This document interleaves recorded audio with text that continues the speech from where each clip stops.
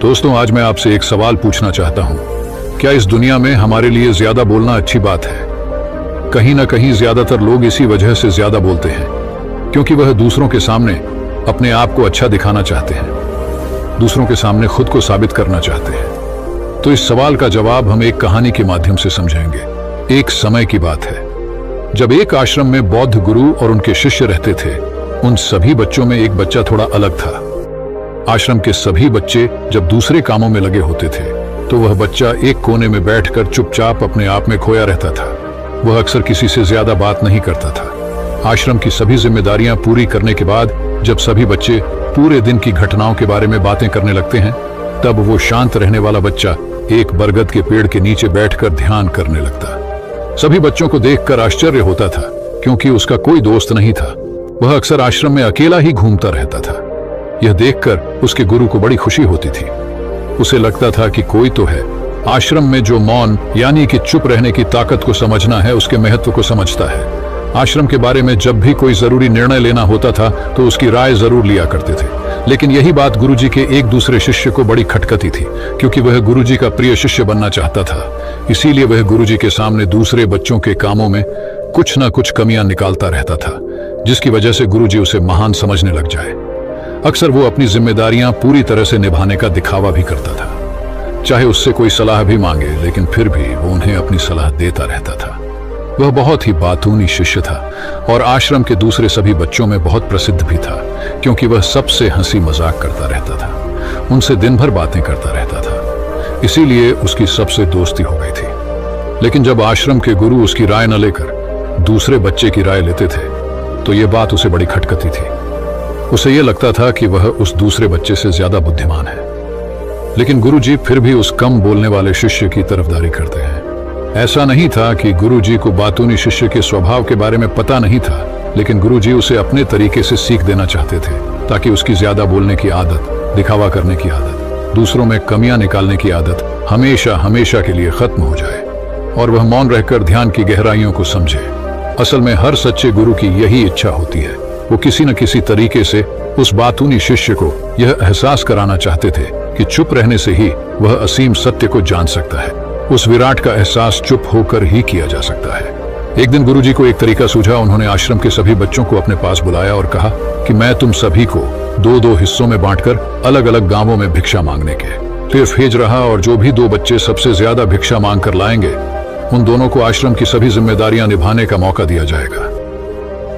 अपनी बात को जारी रखते हुए गुरुजी ने बताया कि भिक्षा मांगने से हमारा अहंकार भी खत्म होता है। इसीलिए हर शिष्य पूरे मन से भिक्षा मांगे।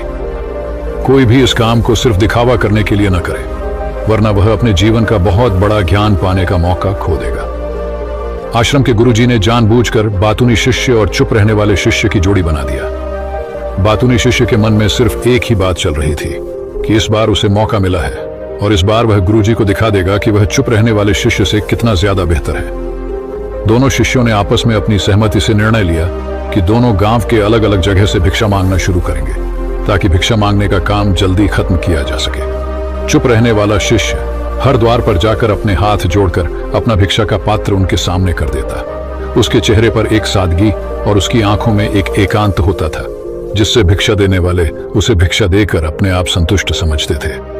वहीं पर दूसरा बातूनी शिष्य हर द्वार पर जाकर उनको कुछ ना कुछ ज्ञान देने लगता था, जिसकी वजह से ज्यादातर लोग उसे बिना भिक्षा दिए ही लौटा देते थे। पूरे गांव में भिक्षा मांगकर जब दोनों गांव के बीच में मिले तो बातूनी शिष्य ने देखा कि चुप रहने वाले शिष्य के पास उससे 2 गुनी भिक्षा थी।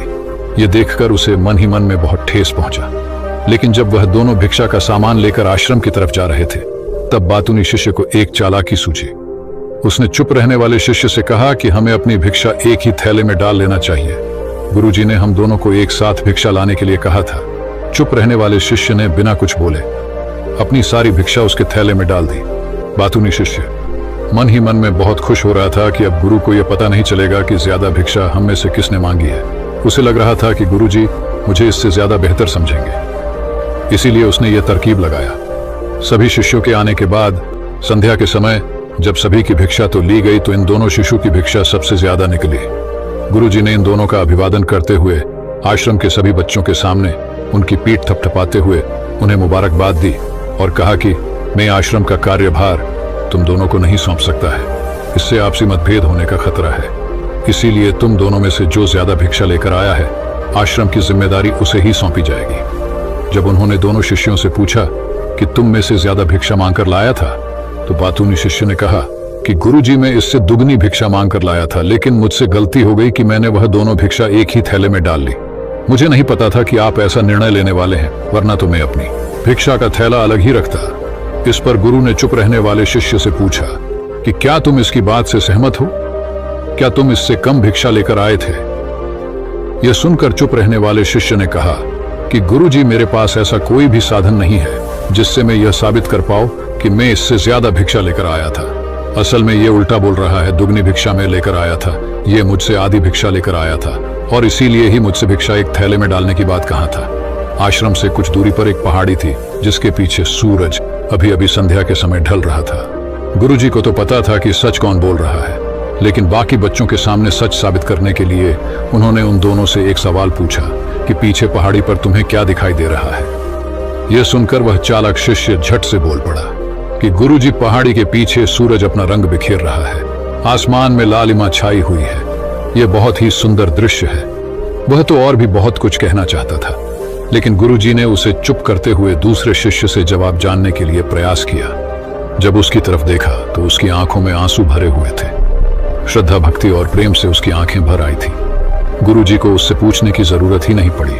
गुरुजी ने सभी बच्चों को संबोधित करते हुए कहा कि मैंने सवाल किया था कि पहाड़ी के पीछे तुम्हें क्या दिखाई दे रहा है। ज्यादातर लोगों को यही दिखाई देगा कि एक बहुत सुंदर दृश्य है, लेकिन मजे की बात यह है कि सुंदरता बोलकर ही नहीं बताई जा सकती, उसे महसूस भी किया जा सकता है, और सामने वाला सुंदरता को आपकी आंखों में देख पाता है। चुप रहने वाले शिष्य की तरफ इशारा करते हुए जी ने कहा कि असल में सुंदरता किसी बच्चे ने देखी है। दूसरे बच्चे ने सिर्फ सुंदरता की ऊपर ऊपर से व्याख्या की है, लेकिन इसने वास्तविकता में उस सुंदरता को महसूस किया है। अपने आप को ऊंचा दिखाने की सभी कोशिशें नाकाम होती देख वह चालाक शिष्य वहीं पर फूट फूट कर रोने लगा। उसको चुप कराते हुए गुरुजी ने कहा कि बेटा, मुझे पहले से पता था कि तुम झूठ बोल रहे हो, लेकिन मैं तुम्हें उस झूठ का एहसास कराना चाहता था। सभी बच्चों को संबोधित करते हुए गुरुजी ने बताया कि शब्द एक जाल की तरह होते हैं। हमारे ज्यादा बोलने की वजह से बहुत सारी समस्याएं पैदा होती हैं। जब कोई आदमी एक बात को बढ़ा चढ़ाकर बोल देता है तो उसे साबित करने के लिए शब्दों के जाल में फंसता चला जाता है, और इसी वजह से अंतर्मुखी होने की बजाय वह बहिर्मुखी होता चला जाता है। वहीं पर जिस भी व्यक्ति को अपनी अंतर यात्रा करनी होती है, अपने आप को पहचाना चाहता है, उसे सबसे पहले चुप रहना सीखना होता है। जरूरत से ज्यादा बोलना या फिर हर वक्त बोलते ही रहना, यह सब हमारी अंतर यात्रा में बाधा बन जाती है। जब आप चुप रहने का अभ्यास करते हैं तो आप अपने साथ वक्त बिताने लगते हैं, जिससे कि आप अपने एकांत को जान पाते हैं। एक बार अगर मन में एकांत स्थापित हो जाए तो आपकी आंखों में, आपके चेहरे पर वो सादगी, वह एकांत, वह स्पष्टता की झलक, सब कुछ सामने नजर आने लगता है। कुछ साबित करने को नहीं रह जाता, कुछ बताने को नहीं रह जाता, सब कुछ आंखों में देखा जा सकता है। चुप रहने वाले शिष्य की तरफ इशारा करते हुए गुरुजी ने कहा कि अभी जो दृश्य है इस बच्चे ने देखा, वह ज्यादा बोलने वाला आदमी कभी नहीं देख पाएगा। वह अपनी बुद्धि से तर्क वितर्क करता रहेगा कि उसे क्या क्या दिखाई दे रहा है। किलो उसमें से वह महसूस कुछ भी नहीं कर पाएगा। उसे दिखाई दे जाएंगे तो सिर्फ पहाड़, सूरज या फिर उसकी लालिमा, लेकिन उस सुंदरता को, उस विराट को, उस अद्वैत को वह कभी नहीं देख पाएगा। अगर चुप रहने की कला सीखनी है तो तुम्हें सबसे पहले एक बात ध्यान रखनी होगी कि तुम्हें किसी को भी बिना वजह खुश करने की कोशिश नहीं करनी है। ज्यादातर लोग इसी वजह से ज्यादा बोलते हैं क्योंकि वह दूसरों को खुश करना चाहते हैं, अपने आप को साबित करना चाहते हैं। उस साबित करने के चक्कर में वह शब्दों के जाल में फंसते ही चले जाते हैं और धीरे धीरे वही उनकी आदत बन जाती है।